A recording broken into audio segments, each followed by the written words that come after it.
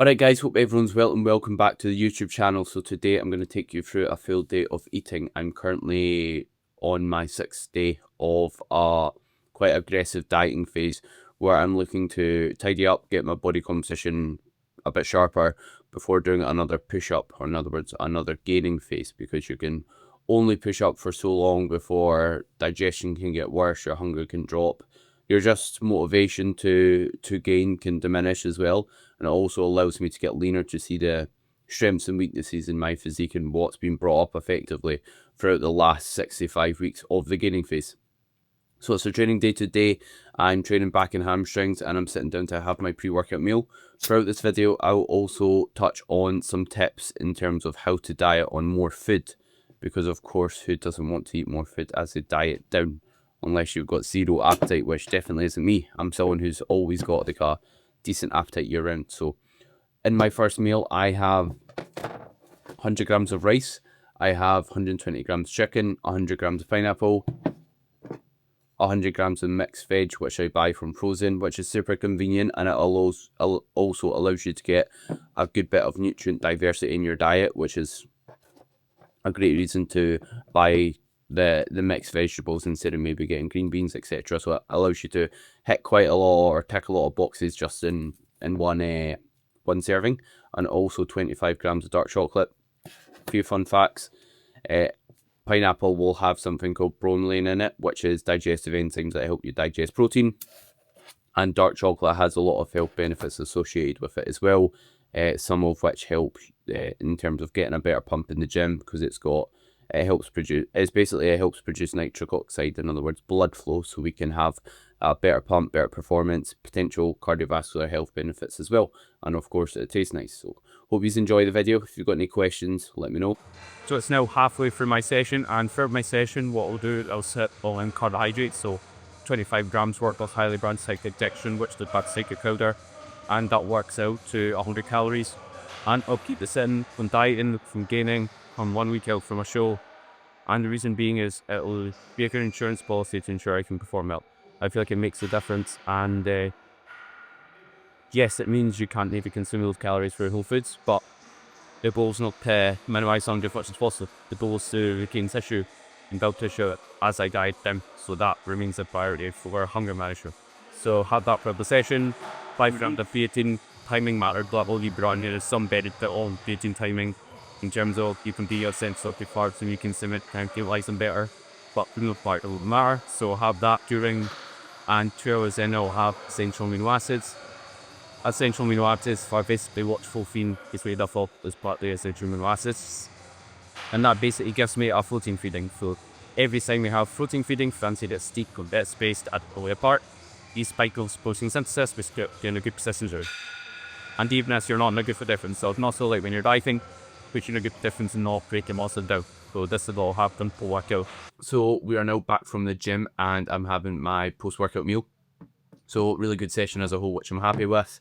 And my second meal is pretty similar to my first, to be fair. It is 120 grams of chicken, 100 grams of mixed veg, and then it is 100 grams of basmati rice. Yeah, it makes sense, like having your carbs pre, post-workout and pre-bed when you're in a dieting phase setting, and prioritizing that or those areas. And I think that's going to help you uphold good performance, recovery, and also sleep quality. And I mentioned at the start, I'm going to give some tips on how you can lose weight on more food. One of them is make sure your protein's high. So different macronutrients have a different thermic effect. The thermic effect is basically the amount of calories burned during digestion. When we think about protein, the calories burned is around about 20 to 30%. When it comes to carbohydrates, it's around about 5 to 10%. And when it comes to fat, I think it's around about 2%. So basically, if we have more protein on the same calories, we are going to require more energy to digest that food. As a result, that can allow us to keep our food high in a dieting phase setting, and also just keep your food in a good spot during a gaining phase setting. And protein's also going to be satiating due to being quite slow to digest. And also there's benefits of having more than, let's say, 2 grams per kilogram for muscle growth. There's not like it's not shown that there's like an upper limit where it's detrimental to consume more protein. So that is good reason to have your protein on the higher end. So yeah, I hope you enjoyed that wee fact. and I will catch you later on. It is now, so I've trained in the morning, I've just about to eat my pre-workout meal, and then I'm going to check in with my coach, do some client setups, do an introduction video, and also I've got a program to write. So yeah, relatively busy Sunday. So we are back for my next meal. Sorry, I've not really been anywhere exciting. It's a bit of a quieter day in terms of just working from the computer, hence why I'm recording the YouTube video today, because I've not really got much time to do so the other days. So got my next meal, which is 75 grams of rice, 120 grams of 5% mince, one whole egg, and also 70 grams of kidney beans, 150 grams of mushrooms, and 25 grams of onions. So yeah, with my protein sources, I try and, or not just my protein sources, my food as a whole, and try and get quite a lot of variety. And so instead of just having, let's say, chicken, whey protein, I try and get like an egg in there, some beef mince, I get salmon on my rest days, just so the quality of my diet's nice and high. And this meal prior to my diet, I had an extra 25 grams of rice. Same with my meal 1 and 2. 50 grams of rice was pulled from both of those meals. So it seems like I'm on a decent amount of food, because my peak calories were 3,900 when I was peak gaining phase. I'm not sure what my calories are now because I've not added it up. And I also got today new pair of AirPods, which are quite good. I got the noise cancelling ones. I thought I'd get an upgrade, and they're a good investment. Like, because I can like business expense them, for one, because they're for business purposes, and also the fact that how much I use my other ones, I think it's a no-brainer, because like it just helps me focus, not hearing any sort of background noise when I'm working at home, or if I'm out and about, or sometimes like working on a treadmill, like at the gym in between personal training. So yeah, good investment there, and the quality's a lot better on them. So yeah, I was happy with that, and I'm gonna eat this meal, get some more steps done, and I'll touch on some more tips in terms of trying to diet on higher food later in the video.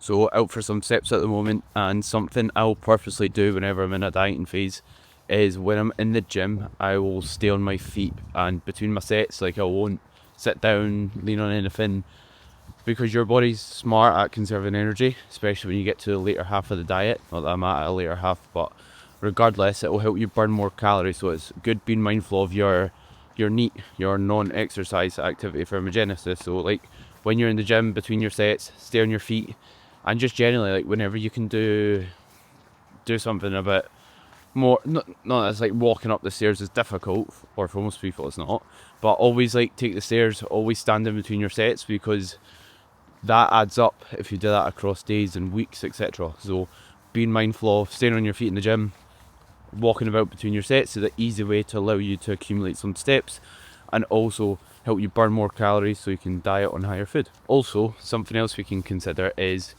stimulants can help raise our basal metabolic rate, or in other words, our calories burned on a daily basis at rest. So we don't want to like abuse them, but they're a good tool to have. So if you're at later stages of a diet, you're feeling tired, I've seen anecdotally when I introduce caffeine with clients, it can help get their rate of loss going a bit more, or help them keep losing at appropriate pace. So that's something to consider. Just be mindful, you don't want it to impede sleep quality, so keeping it 8 hours before bed is a great place to be. The benefits of having better sleep quality is going to be far greater than the benefits of the caffeine itself. So meal number 4, we have 40 grams of whey, 15 grams of oats, 100 grams of banana, and 100 grams of mixed berries. Usually I have this as a smoothie during personal training, but I don't have any this evening, partly because this weekend and also the gym's closed. So yeah, it's my 4th meal.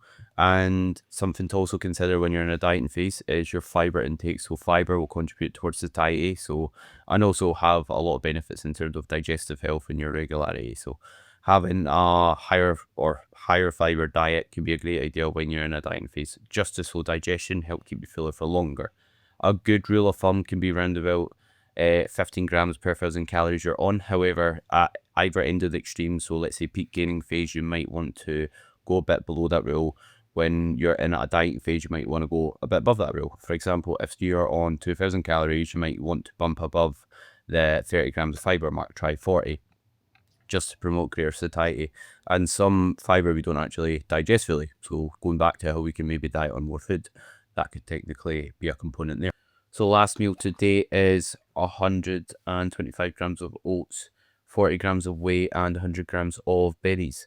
And another tip with dieting phases, if you want to keep your food high, is spend plenty of time gaining. If you are constantly going out of a gaining phase to a dieting phase every 3 months, you're bound to be on low food because your body's just constantly on low food. It's adapted to it. So to work your food up high, spend plenty of time out at deficit. Doesn't mean you need to gain very aggressively, but at least be at maintenance. And I think if you're looking to maximize your muscle growth, like gaining very, very slowly over an extended period with wee small short diets in between to tidy your body composition up, it's probably the best spot to be in. I think like when you gain aggressively, like you then need to do a lot of work on the way down, dieting down again. So you're better, in my opinion, having a gradual approach because realistically, especially as a natural athlete, your rate of muscle growth is going to be quite a slow rate. So the rate of gain should reflect that.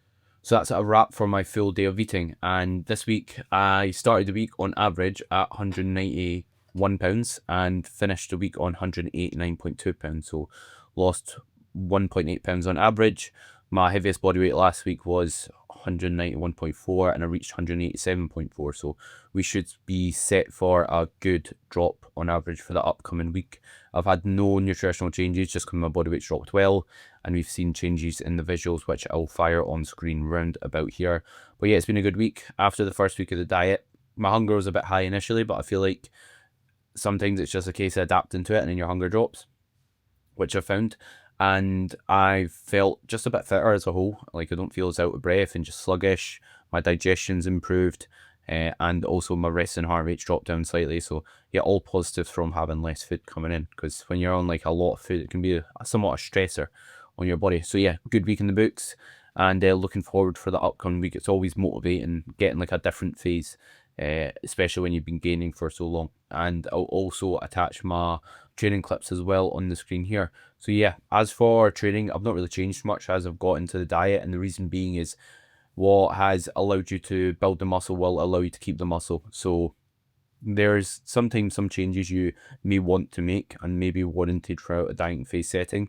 The reason being is your recovery capabilities can drop and diminish, but when you've got plenty energy availability, in other words, plenty of food, plenty of body fat on your frame, my recovery capabilities is still high. So the first initial week of the diet, I don't really need to adjust much. As I get further into the diet, I may drop out intensifiers.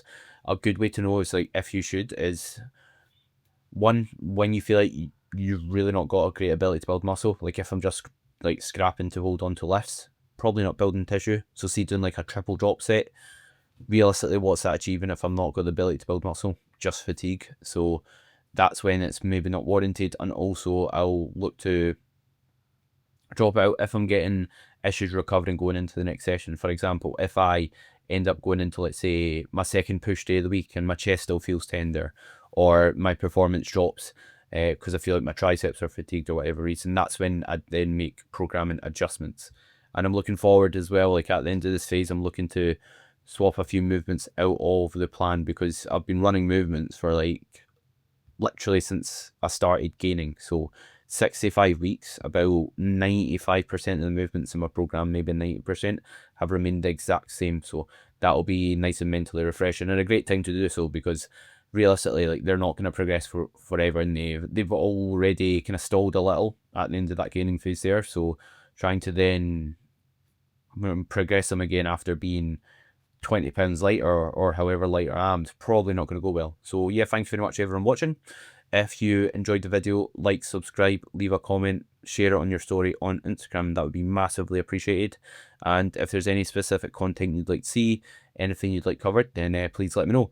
I may look to do another one of these videos throughout the dieting phase, giving you a wee update on it because there's a bit more to talk about, but it'll depend on my time limitations because, of course, this isn't my primary job, doing YouTube. So yeah, if I can fit one, I will definitely look to do so. But I'm aiming to get like one upload a month out, so should hopefully be able to do so next month. Thank you very much for watching. Any support's massively appreciated.